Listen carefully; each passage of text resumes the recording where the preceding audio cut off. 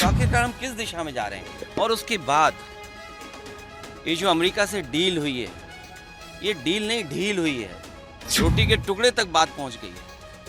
अब सनातनियों को ये चिंता करनी पड़ेगी कि उनका व्रत कैसे सनातनी रहेगा। मान लीजिए डेयरी प्रोडक्ट्स वहाँ से आ गए, तो हमारे सनातनी लोग व्रत कैसे रखेंगे? हम सब भारतवासी व्रत कैसे रखेंगे? समय समय पे स्वदेशी का नारा देते थे, आखिरकार वो लोग कहाँ हैं? वही जो बिल्डिंगें बड़ी बड़ी बनी हैं, कहीं उसके अंदर अंग्रेजी चश्मा लगा कर तो नहीं बैठे हुए हैं। बीजेपी की कोशिश रहती है कि चर्चा ना हो, और ये हम लोगों ने अभी देखा ही है कि जिस समय चीन के सवाल पर लीडर अपोजिशन और अन्य दल जानकारी हासिल करना चाहते थे, भारतीय जनता पार्टी पीछे हट गई। और इस बात को हम कई बार दोहराते हैं, चीन के साथ हमारे कैसे संबंध हों, उस पर हम लोगों को हमेशा विचार कर करके फैसले लेने चाहिए। नेशनल सिक्योरिटी, बॉर्डर सिक्योरिटी और खासकर चीन के साथ हमारे रिश्ते अच्छे और बुरे वक्त वक्त पर रहे हैं।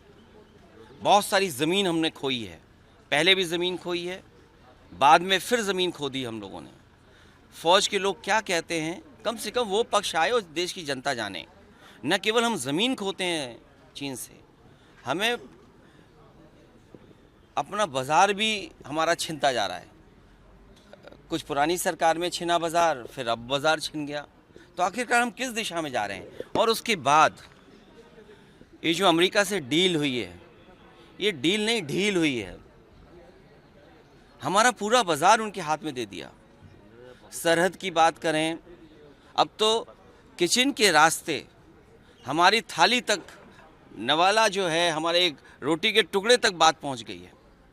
अब सनातनियों को ये चिंता करनी पड़ेगी कि उनका व्रत कैसे सनातनी रहेगा। मान लीजिए डेयरी प्रोडक्ट्स वहाँ से आ गए, तो हमारे सनातनी लोग व्रत कैसे रखेंगे? हम सब भारतवासी व्रत कैसे रखेंगे? बड़ा चिंता का विषय है। और फिर सीधा सीधा हमला है। जो भारतीय जनता पार्टी के संगी साथी समय समय पे स्वदेशी का नारा देते थे, आखिरकार वो लोग कहाँ हैं?